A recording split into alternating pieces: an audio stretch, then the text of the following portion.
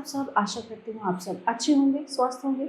स्वागत है आपका इस कक्षा में। आइए आज हम पढ़ते हैं हिंदी का पाठ 16 स्वयं का निर्माण।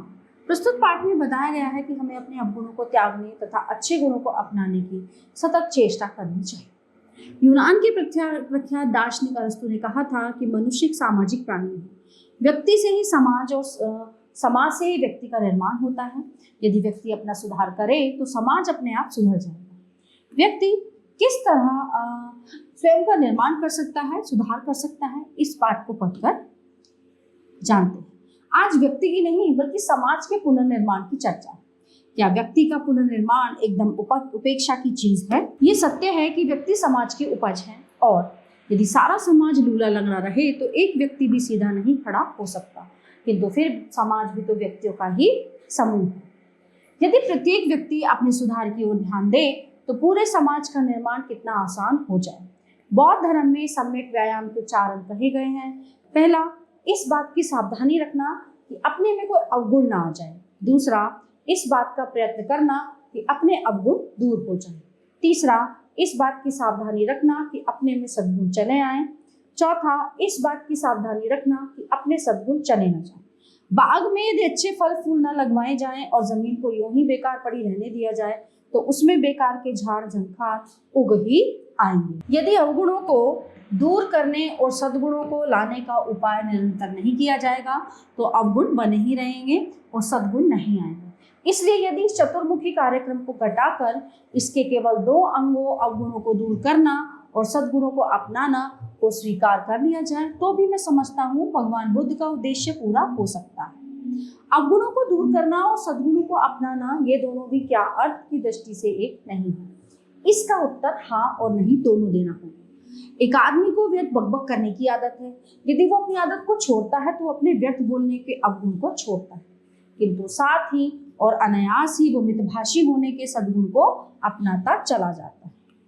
ये तो हुआ हाँ पक्ष का उत्तर। किंतु एक दूसरे आदमी को सिगरेट पीने का अभ्यास है, वो सिगरेट पीना छोड़ता है और उसकी बजाय दूध से प्रेम करना सीखता है, तो सिगरेट पीना छोड़ना एक अवगुण को छोड़ना है और दूध से प्रेम जोड़ना एक सद्गुण को अपनाना है। अवगुण को दूर करने और सद्गुण को अपनाने के प्रयत्न में मैं समझता हूँ कि अवगुणों को दूर करने के प्रयत्नों की अपेक्षा सद्गुणों को अपनाने का ही महत्व अधिक है।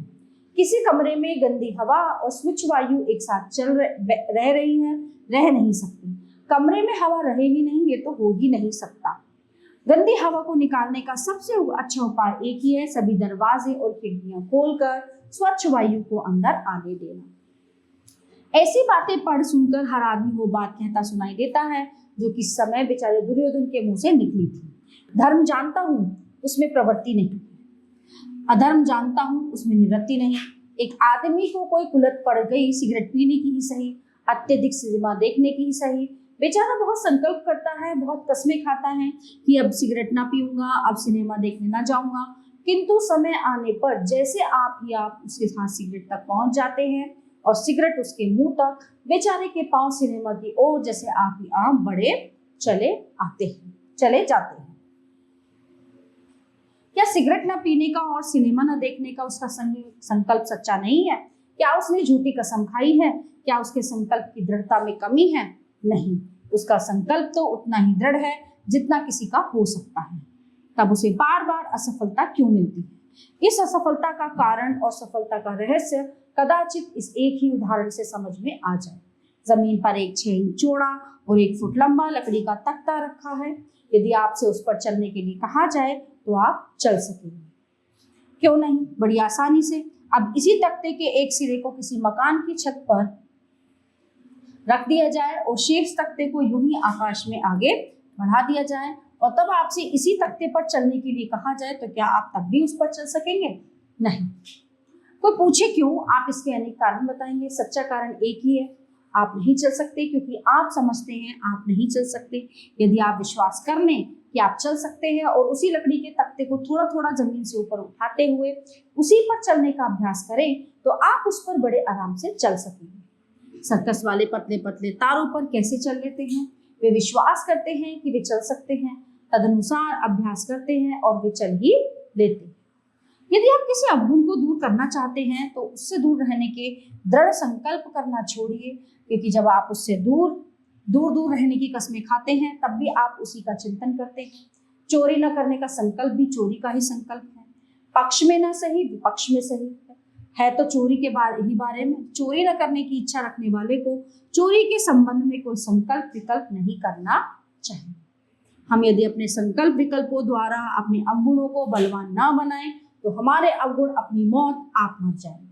आपकी प्रकृति चंचल है, आप अपने गंभीर स्वभाव की भावना करें, यथावकाश अपने मन में गंभीर स्वरूप का चित्र देखें, अचिरकाल में ही आपकी प्रकृति बदल जाएगी। यदि आपकी प्रकृति अस्वस्थ है तो आप अपने ही स्वस्थ स्वरूप की भावना करें और यथावकाश अपने मन में अपने स्वस्थ स्वरूप का चित्र देखें, अचिरकाल में ही प्रकृति बदल जाएगी। शायद आपको गंभीरता, अस्वस्थ, शांति की उतनी आवश्यकता ही नहीं जितनी दूसरे लौकिक चीजों की है। उन चीजों की प्राप्ति में ये नियम निश्चयात्मक रूप से सहायक होगा किंतु निर्णायक नहीं। संसार में प्रत्येक कार्य अनेक कारणों से होते हैं।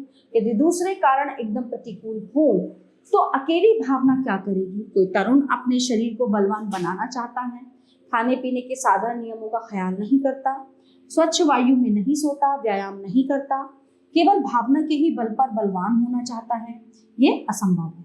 भावना अपना काम करती है किंतु अकेली भावना खाने पीने, स्वच्छ वायु और व्यायाम सभी की जगह नहीं ले सकती। जो बलवान बनने की सच्ची भावना करेगा वो अपने खाने पीने, स्वच्छ वायु और व्यायाम की चिंता भी करेगा।